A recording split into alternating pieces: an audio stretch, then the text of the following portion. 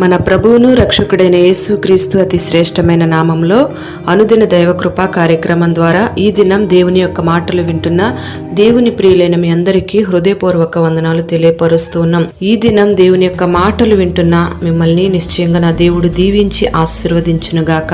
విలాప వాక్యములు 3వ అధ్యాయం 25వ వాక్యంలో తన్ను ఆశ్రయించు వారి ఎడల యెహోవా దయాళుడు, తన్ను వెదకు వారి ఎడల ఆయన దయచూపే దేవుడు అని రాయబడి ఉంది. Praise the lord. ఈ వాక్య భాగాన్ని బట్టి మనం ఆలోచన చేస్తే ఆయన దయాళుడని, దయచూపే దేవుడని మనకు అర్థమవుతుంది. ఆయన గొప్ప దయాగుణం కలిగిన వాడని ఈ వాక్యం మనకు తేటగా తెలియపరుస్తూ ఉంది. ఎవరైతే దేవుణ్ణి ఆశ్రయిస్తారో వారి ఎడల ఆయన దయాళుడిగా ఉంటాడు. ఎవరైతే ఆయన్ని వెదకుతారో ఆయన వారి ఎడల దయ చూపుతాడు.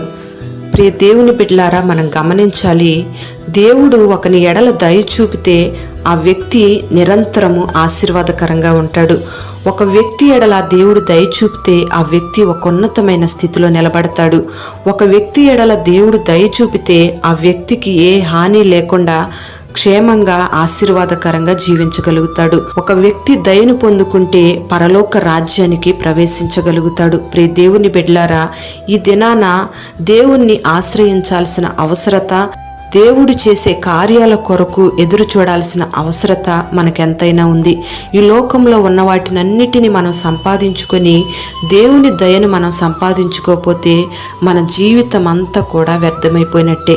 మరి ఈ దినాన మనుషులు వెదకవలసిన వాటిని వెదకకుండా, ఆశ్రయించవలసిన వారిని ఆశ్రయించకుండా దేవునికి ఇష్టం లేని కార్యాలు ఈ లోకంలో చేస్తూ ఉన్నారు. మనుషుల సహాయం కోసం మనుషులను, లోకాన్ని వెంబడిస్తూ ఆశ్రయిస్తూ ఉన్నారు.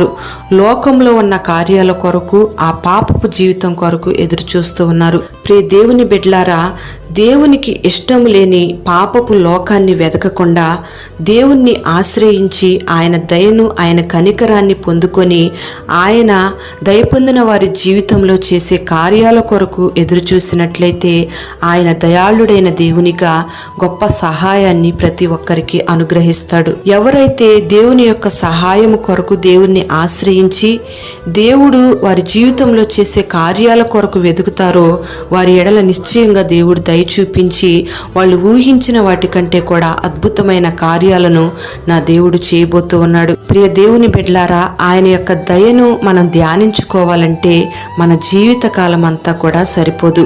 మరి మానవుల ఎడల దేవుడు చూపే దయ ఎలా ఉంటుందంటే, ఆయన ఒక కుటుంబం ఎడల, ఒక వ్యక్తి ఎడల దయ చూపిస్తే ఆ వ్యక్తి దేవుని యొక్క ప్రేమ ద్వారా రక్షణ అనే అనుభవంలోకి వస్తాడు.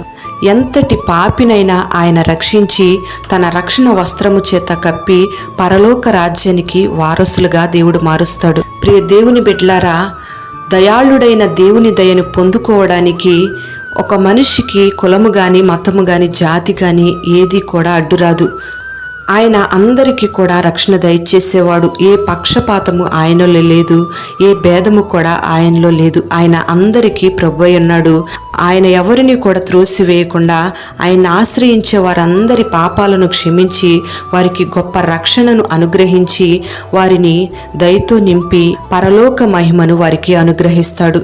ప్రియ దేవుని బిడ్డలారా, యెరికో పట్టణంలో రాహాబు అనే ఒక వేశ్య ఉంది. ఆమెను కూడా దేవుడు కనికరించి ఆమె ఎడల దయ చూపించాడు.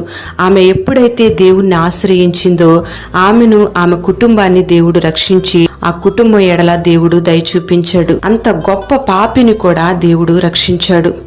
మనం ఎప్పుడైతే దేవుణ్ణి ఆశ్రయిస్తామో అప్పుడు దేవుని దయను నిశ్చయంగా పొందుకుంటాం.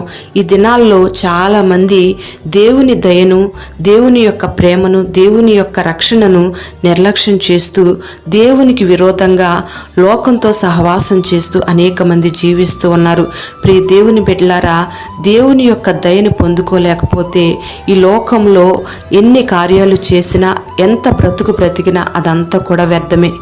12 సంవత్సరాల నుంచి రక్తస్రావం కలిగిన ఒక స్త్రీని మనం గమనిస్తే దేవుణ్ణి ఆశ్రయించే వారి జీవితంలో చేసే కార్యాల కొరకు ఆమె వెతుక్కుంటూ ఆయన ప్రభావం కొరకు వెళ్ళింది. ఆయన ద్వారా స్వస్థపరచబడాలి అని ఆయన చేసే కార్యం కొరకు వెతుక్కుంటూ వెళ్ళింది. వెంటనే ఆయన దయ, ఆయన కనికరం ఆమె మీదకి వచ్చింది.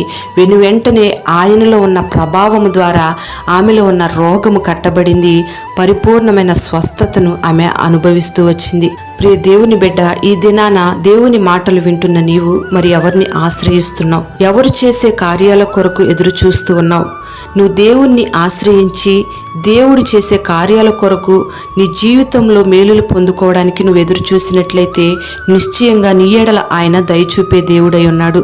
నీ ఉద్యోగంలో కార్యాన్ని చూడాలన్నా, వ్యాపారంలో ఆశీర్వాదాన్ని చూడాలన్నా, చదువుల రంగంలో ఒక విజయాన్ని నువ్వు చూడాలన్నా, నీ కుటుంబంలో సమాధానాన్ని చూడాలన్నా, నీ కుటుంబంలో రక్షణను నువ్వు అనుభవించాలన్నా, నీ దేహం నిండా ఆరోగ్యం కలగాలన్నా ఆయన చేసే కార్యము కొరకు కనిపెట్టినట్టయితే దేవుడు ఈ దినాన నీ ఎడల దయచూపబోతూ ఉన్నాడు. ప్రార్థన. పరిశుద్ధుడవైన తండ్రి, జీవము కలిగిన దేవానికి స్తోత్రం చెల్లిస్తూ ఉన్నాం.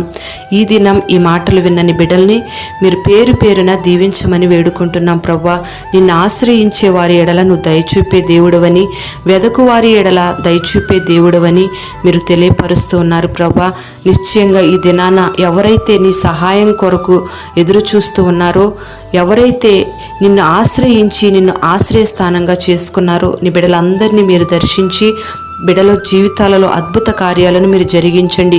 ప్రతి పాపికి క్షమాపణ మీరు కలుగు చేయండి. ప్రతి పాపికి విడుదల మీరు దయచేయండి. ప్రభువా, నీ కార్యాల కోసం ఈ దినాన ఎంతమంది ఎదురు చూస్తున్నారో వారందరి జీవితాల్లో అద్భుతాలను మీరు జరిగించండి. ఉద్యోగంలో, వ్యాపారంలో, చేతి పనుల్లో, వ్యవసాయ రంగంలో, ఆరోగ్యంలో, కుటుంబ వ్యవస్థలో, చదువుల రంగంలో, అన్ని కోణాలలో నీ బిడ్డలకు విజయాన్ని దయచేసి నీ బిడ్డలను పేరు పేరున మీరు దీవించి వర్ధిల్ల చేసి మహిమ మీరు పొందుకొని నీ దయతో కుటుంబాలను మీరు నింపి ప్రతి ఒక్కరిని నీ దయ ద్వారా రక్షణ కలుగు చేసి మీరు మహిమ పొందుకొనమని యేసు నామములో అడుగుచున్నాము తండ్రి. ఆమేన్.